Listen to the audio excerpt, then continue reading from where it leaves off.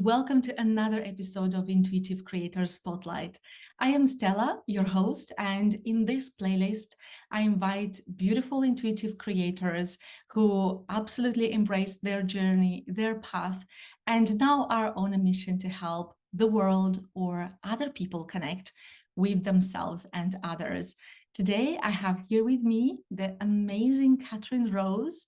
She is a transformational guide, speaker, writer, and the visionary behind Kreatrix. She will, she will pronounce the correct name of it, Kreatrix Alignment Technology. Hi, Katryn. How are you? Hi, Stella. I'm great. I'm so delighted to be here. How are you?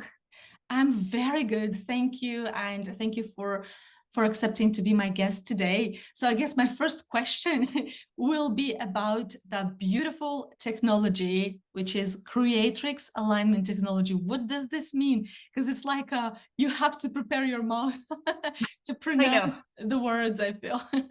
It's a tough word. And it's been with me for like over a decade, Kreatrix. And I did a show for 4 years on that, like Kreatrix.tv. All the episodes are there. But it's just, to me, it's an old word, but the feminine, more of a feminine energy of creator, or, and that's what the word means, like Kreatrix, a female creator. But alignment technology, it came to me one day about 4 years ago. Just like, that's it. It was the initials of my name. Like, I go by Kat, like fondly with people that know me closely, but it's like K-A-T. And it's all the energy work that I do, like under, one umbrella, things that I've learned, things that I've downloaded, just my own spin on it. And I really do believe that energy work is a technology.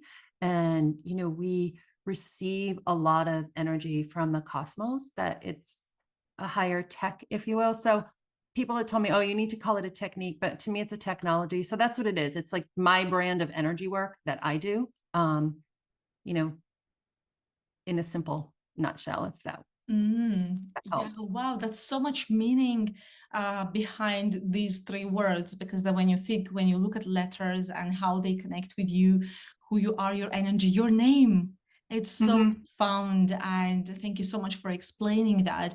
So I know that your story carries a lot of depth and resilience. What does it mean to you when you think about remembering who you truly are?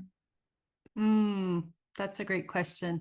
I think for me, it's changed over the years what that means. But right now, remembering who I truly am is really just peeling back the layers of everything that I'm not.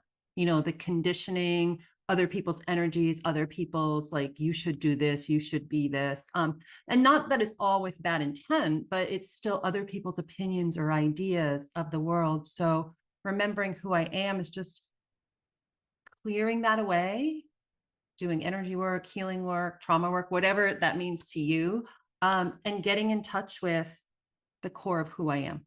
What did I come here to do? What is my purpose? What do I love? Right? What lights me up? And just following that energy, and just really remembering, and that's brought a lot of remembrances of the past, of this life, past lives, other experiences, and not to hold on to them, but just to let go. It's like, well, who am I now?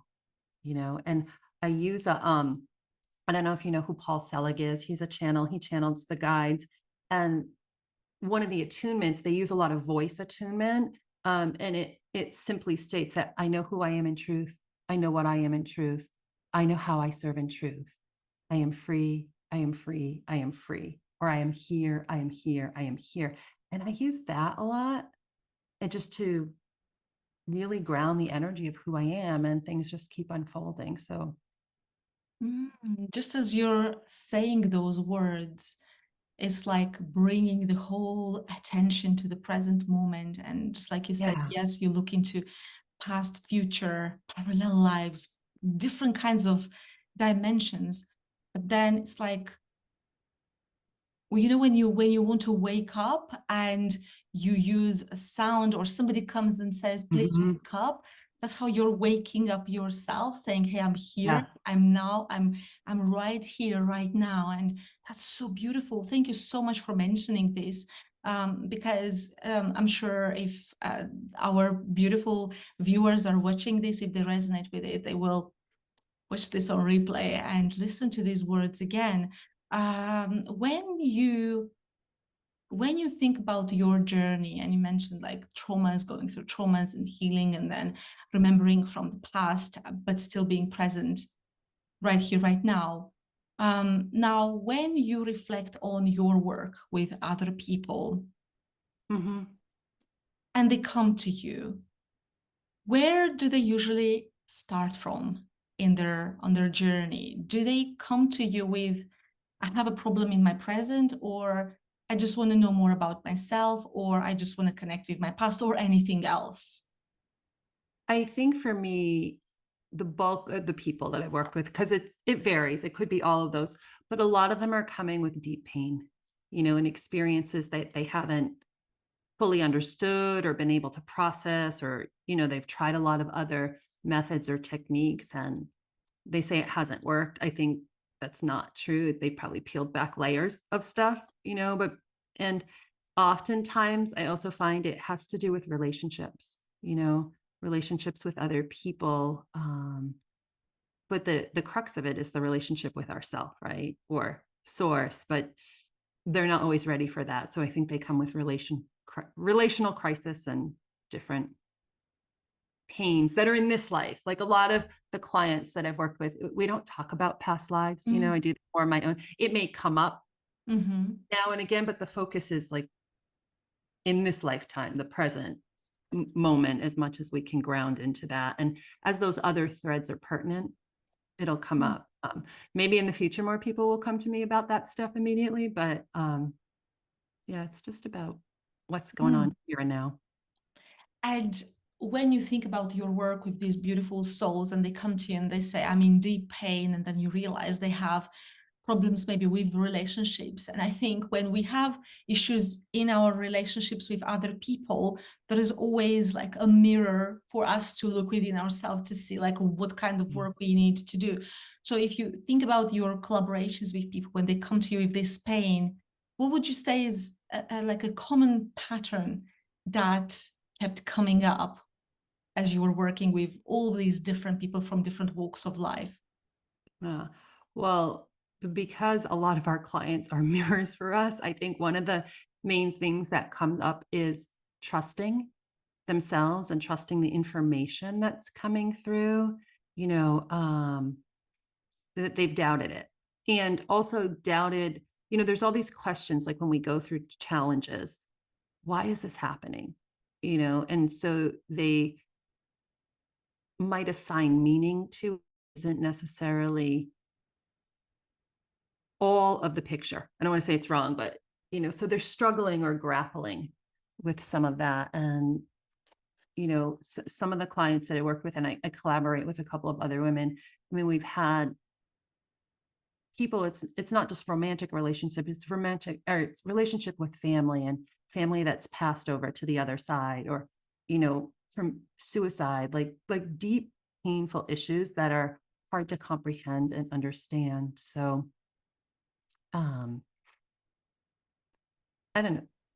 They find your healing beautiful space, and they want to connect with this energy, because just before we started recording, I mentioned how much healing I feel comes through your voice. And I think those people who are meant to work with us, they recognize this either sound or frequency, and they just know you, they want to come to you and work with you. And it's beautiful when each of us are following our own inner guidance, just like we follow our own guidance when we choose our mentors or guides. Yeah, I think there's a lot to be said to that. And I tell people, even when I'm talking, like, I may not be the person that resonates with you, right? But if you're feeling you need support and you get that intuitive hit, like, and you consciously or logically, you don't understand it, but like, oh, I want to work with that person, like, then do it, right? It doesn't have to be forever, but they might be a step. And I find that that happens. And when I was in a networking group a few years ago, I'd be like, I am the medicine, and like, oh, that's crazy. That's egoic. But, I have Kreatrix alignment technologies, all these little techniques, but it's in it's beyond that. It's just, I think sometimes the ability that I've developed over the years, and like a lot of healers do, to hold sacred space, right? To have the capacity to witness whatever someone has been through without judging it, Mm, without, you know, trying to overly make meaning of it. And just like you said, we were talking before we recorded about just sitting with yourself or sitting with it, which is hard for so many of us to do. Like we resist it, or at least I did. But developing that capacity so people can feel witnessed, and then maybe weave in energy techniques or coaching work or therapy, whatever it is, to move beyond whatever's been hurting mm, them or holding them back. So I think it's mm. just the presence sometimes, and the presence that we channel. It might not even be us, but whatever's coming through, and just being there. So, Absolutely, because sometimes people just want to feel heard. And I know we connected years ago when Clubhouse was a thing. And I remember there were so many conversations in rooms where people would just create the space for everybody to talk, to just mhm. release what was on their heart and mind, and just, and it was a beautiful healing thing for the world, really. And Yeah. I totally agree that when you feel drawn to a person, a space, a location, physical location, why not? Like, you just go explore that. And yes, it doesn't have to be for life, because just for example, when you learn how to walk, you just need support for that phase. Then you want to learn Right. how to speak and eat and dance and all of those things, and then you look for different mentors for all of those Mhm. different things. And so it's totally normal to work with people, with mentors and or clients, just for a period of time. So I know that, like, a lot of the times when somebody goes onto this journey and they embrace this journey of like personal growth and self-discovery, they realize that they struggle to trust their Yeah. inner truth. Mhm. What do you believe is one of the biggest blocks when it comes to this, and how can we start dissolving those blocks? So the biggest block to trusting the inner truth, um, I think a lot of it is conditioning and programming and old patterning. And it's funny that you asked that. My first tagline when I started out, like in 2014, when I got my first real website, was like, I help women learn to trust themselves again. So it's because it's been an ongoing journey for me to learn to trust that inner truth. And that's at least the people in my experience that I've worked with. It's been a lot of the conditioning, do this, be that. Um, I think that, and that's hard because there's patterns there. And I think recognizing the pattern and working with them, unraveling in them, and there are many different ways to do it, right? No one right path, but that's been the path for a lot of people. And I think we're in a time where so many people are doing that. Like the world is changing, right? We all know this. We're in this transitional time. We're leaving those energies of forcing, fixing, fighting, where there was so much condition. And it can be disorienting or destabilizing when we're like, I'm going to trust the intuitive information. I'm going to trust the non-linear, the non-logical. And that gets scary, right? Mm, Sometimes until we practice it and get more comfortable with it. And then having the balance, like, okay, then when can I come back into balance between the practical, logical, and the intuitive? Like, how do we bring that together? So I think that I'm getting off track on your question. I apologize, but I think that's part of the magic and part of the fun. Like if we embrace it as a journey and fun and are open and willing, it's a lot easier. Like, when mm, you're on a roller coaster and, you see the people on the roller coaster ride with their arms up in front, they're like, woo, and they're totally embracing it and they're going down and they're having the best time. And then there's other people, they're like white knuckled holding it. It's like, oh, this is scary. So, to revert back to your question, the other thing, it's in the mind. It's like, what do we believe? So shifting our mental patterns, and that is I have an energy that I work with to do that. But I think just letting go, enjoy mm. the ride, can really help a lot, but it's hard for a lot of people. noticing. Yeah, absolutely. And that's because if you think about it, our heart speaks to us differently than how our brain speaks to us. And what you're sharing there is, it makes total sense about trusting your inner truth, because you have to bring both into alignment, you have to create balance, and then you have to translate at a very subtle level what your heart is telling you, what your brain is telling you, and then just like come to Right. a balance A with balance. it. How do I let go and trust? Like let go of it all and trust. Mm. And for some people, it's very easy and natural. Like I'm not saying everybody has challenges with it, but for the people that are drawn to work with me, like myself, we've had challenges with that for whatever reason. But it's, I think the learning to trust yourself again is, partly what we talked about before we recorded, going into that silence or into that void where we let go of, things. And sometimes life throws us curves that we don't need to let go, but it destroys it for us, right? Like our groups Mhm. crumble. I'm in a group now that I lead with a couple of other people. It's kind of just falling apart. So things are like dissolving on their own. And if we just let it go, because then we make room for the new. And Mhm. then I think so much of us, we want certainty, in Maslow's hierarchy of needs, certainty is really strong, but people are resistant to the uncertain, the unknown, the unseen, which is puzzling to me in one sense, because so many people go to people like you who do readings. They want the unseen energy, the Mhm. information, and yet there is this. So how can we, and I just tell people, just ask, like, what do I need to do to trust it? Like, what's the one Mhm. next step? How can I trust and just embrace and decide that it's easy to trust?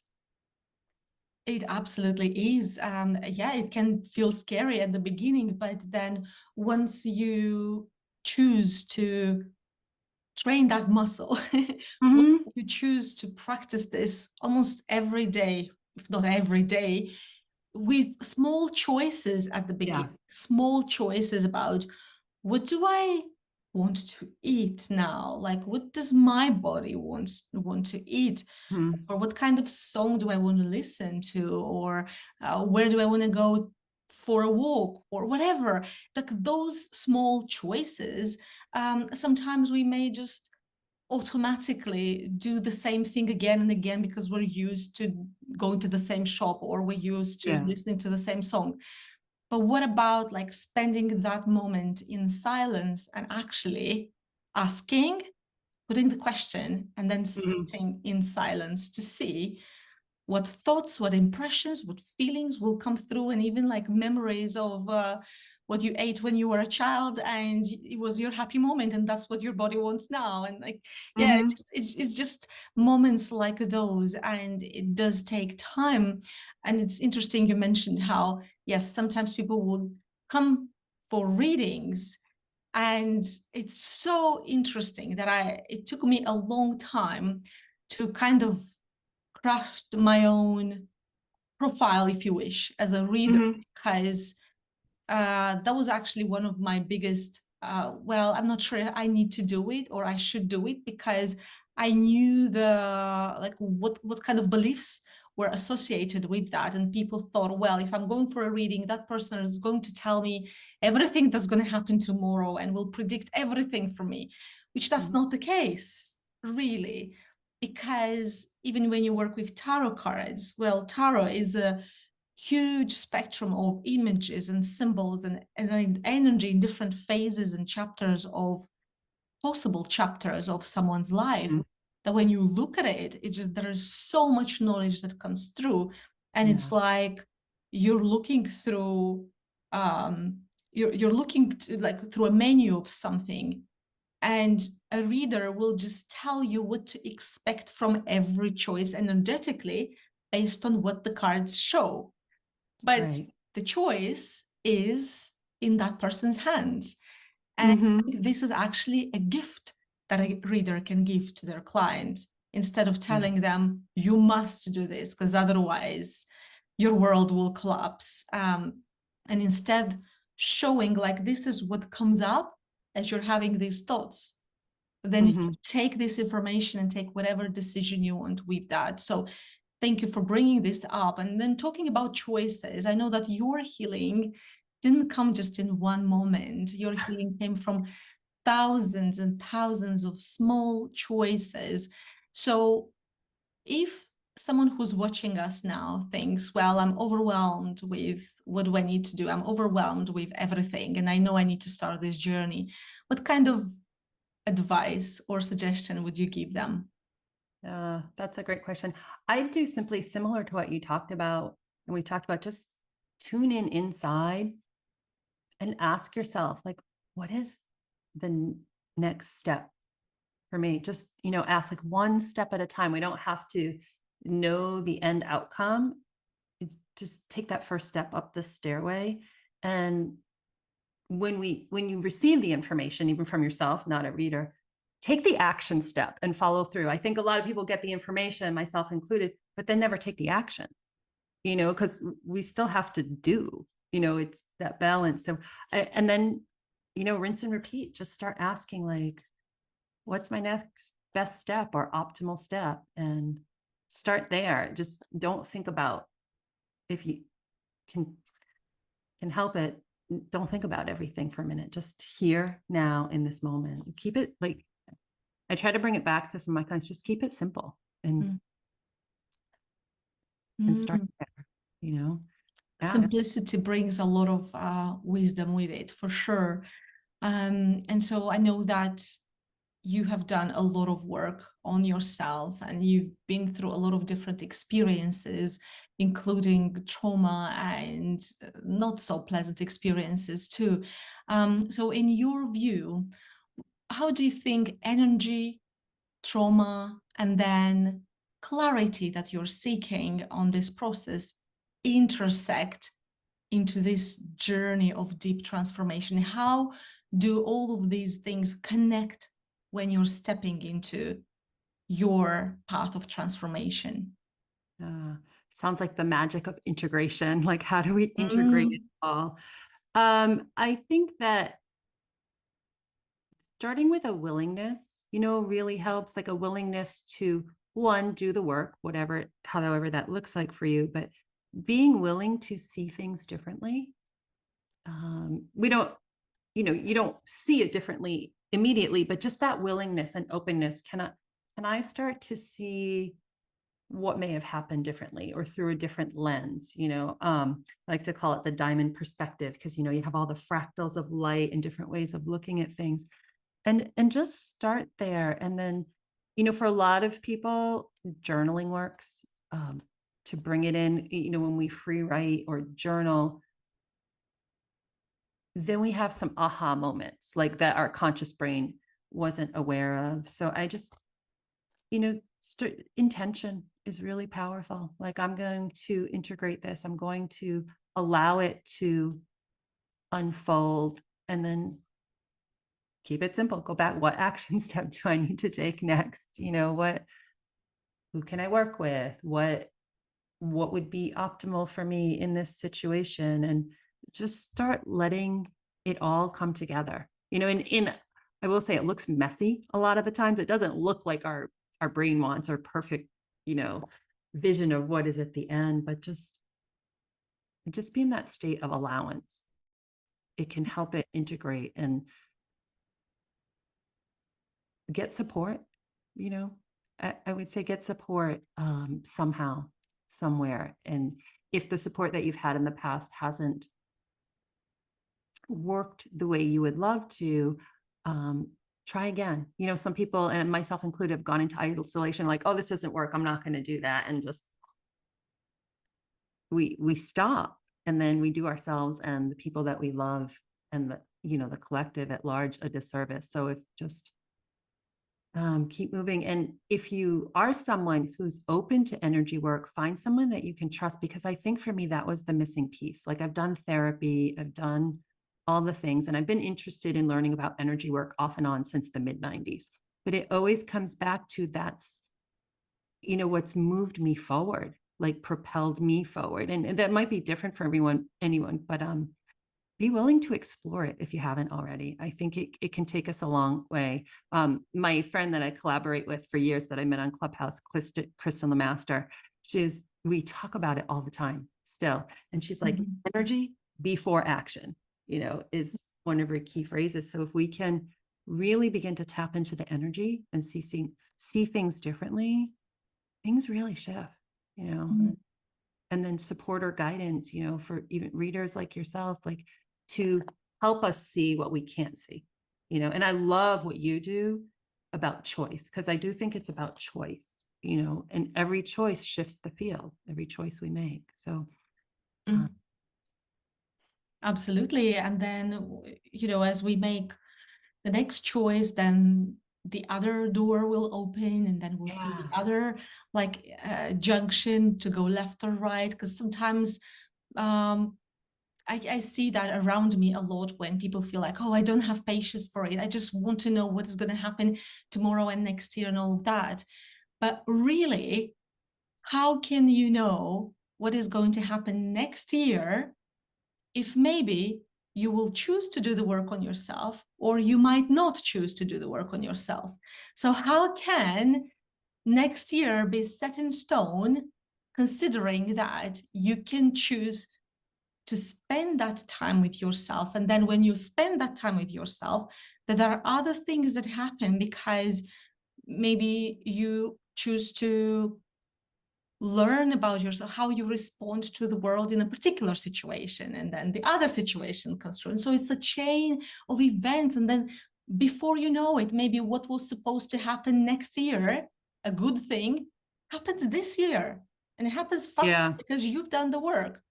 Or yeah, it's very interesting when you really look at the fact that when you trust yourself, and we talked about this, when you trust yourself, and you follow that one step at a time, and then you follow also your own guidance on who to work with, the people you want to connect with too, those are yeah. mirrors and guides, and these connections can come from places that you would never expect. And like we met on Clubhouse, how many amazing people we connected Oh, with on there. right. I've been going back on there the last 6 weeks, like lurking and reconnecting. And a couple of people have commented, like, remember the Clubhouse golden years, like when it was Oh, what you were describing. Um, there was, yeah, this coherence and these beautiful interactions that really supported people during COVID. I love that. And the choice, like you said, to be on there and to connect with people has opened doorways, like we mhm. would never have met if we both hadn't made that choice to spend some time there and be open. But I love what you're saying about choices. It's so powerful and palpable, and it doesn't have to just be about healing. Can I say that? Like when I Absolutely. before I started my nomadic journey, I had written down, coaches tell you, write down everything you would love or what you vision for the future. And one of them was like, I'm going to spend a month in the South Carolina coast, and like at earmark, like May 2025. And I want all my kids to come stay with me and visit. But the job that I had shifted and I decided to go anyways. It looked different, but all three of my kids and my son's girlfriend came to visit me on the coast of South Carolina in December of 2024. Like it is what you said, it came faster, but I also had to be open to experiencing or looking at it different, not being so rigid with Mm. what it looks like, in a year from now, but take the steps. And sometimes we misstep and falter, and sometimes it looks more beautiful than we could have ever imagined. So, Mm, um, absolutely. And it's like, in my experience, is the same with when you choose to move to a place, or to have your house, or to buy a house, or to rent a house, or to go for a holiday, or just a trip, or whatever experience it is. I love it so much more now when I just say, universe, I'm ready for this step. Show me the possibilities, instead of yeah. like, I'm focused on that and I'm going to be stubborn on this choice and I just want that thing, nothing else. I think it Mhm. doesn't really work. And it feels hard when you're just in the masculine energy of like, let's do, let's do, let's do. Right. I think it's beautiful when it's a combination of two, like I'm open, I'm like receiving, and then taking the action, make it happen Mhm. once you have the. Yeah, that balance. And we need both, like internally within ourselves, and what's going on. We really need both. I like to ask clients, I have a fire and ice process that I use. It's a list of questions and other stuff, but the first two I always come back to, like, what would you love? Like, what lights you up? And how do you want to feel? So like you said, when we focus on that energy, because wherever we focus, it's how we feel, instead of focusing on the traumas or whatever else. Not that we shouldn't process them or release them, but wherever we're putting our energy is, how we feel. It shapes us and it shapes our frequency. So I love what you shared. I think, you know, the past doesn't have to define us. We can still have the most beautiful life and freeing feelings if we choose it. And then when we make that choice, we start to see the steps, like one step, one doorway at a time to get there. Absolutely. And actually, it's about learning. Sometimes it's actually about learning to enjoy the process, because at the beginning, I remember myself at the beginning of my personal growth journey, I was like, I want to know everything. Like, I want to go fast. But then I was like, I'm missing out on so much. When I just want to rush through things, I will slow down and enjoy every single moment. And I have to say that there are so many little diamonds, if you wish, that show up as you enjoy the process too. And I know that you work a lot with energy, and I told you I absolutely love the energy that you bring through, even when you communicate with your presence. And so I know that you created offerings like quantum light neutral upgrade, and you've also created the consciousness of OS portal. Would you like to talk about these tools and what inspired you to create them? Okay, sure. And thank you for asking. So the quantum light neural upgrade, that kind of came to me when I was sitting in a lot of silence in Maine. And one of the questions you asked earlier is like, what is a common theme of my clients? A lot of it is mental rumination, right? Myself included. And I was asking for tools and downloads, and I would wake up. I get a lot of my insights like first thing in the morning or when I'm out in nature, and pieces starting to come to me. And I used AI for a little, but it's really working with light and light frequencies, very particular stream and sacred geometry to help anchor into, the back of the occiput and really work energetically with that. So it's a lot more detailed than that, but the quantum light neural upgrade, it has to do with stopping the ruminations. And I've practiced on some people who've had amazing results. This one gentleman that I met, because I asked Spirit, I was like, send me someone I don't know that I've never worked with to like really master this better. And I met a gentleman on my travels in New York, and he'd been doing some of this work, like the energy work, the angels, all of it for 40 years. And we had a great conversation, but he's like willing to work with me. And on our third session, he was just like, I've done a lot of this before. It's never helped. And then the next day he woke up and because I was like, just be open, be willing. And he's like, oh my God, it's gone. And this was months ago. And I check in with him. He's like, it's still gone, so, working with that. And then it's evolving as it goes. And there's a lot of pieces and parts to it, but it's really energy, and it's not me. It's something that's channeling through, if you will. Like I'm the conduit for it. And then the consciousness OS portal, another thing that came to me at that same time in Maine in the quiet, I wanted to do another podcast. I've done iterations of being a host on someone else's podcast, my own show. And I was never really ready. And I want to talk about consciousness. So it's all about consciousness and the many different facets of it people bring to it. But OS stands for operating system. And I think in the future, especially, like people are doing it now, how we operate will be through our consciousness, right? And it's a portal. The podcast will be a portal for that. But also, I had an experience with a healer the other day, and I had some more insights on the operating system. And I really think it will lead to conversations about psychic surgery and light surgery from other beings. I know people around the world are doing it, but I'd like to shine more light on that. So that's a little bit about both of those.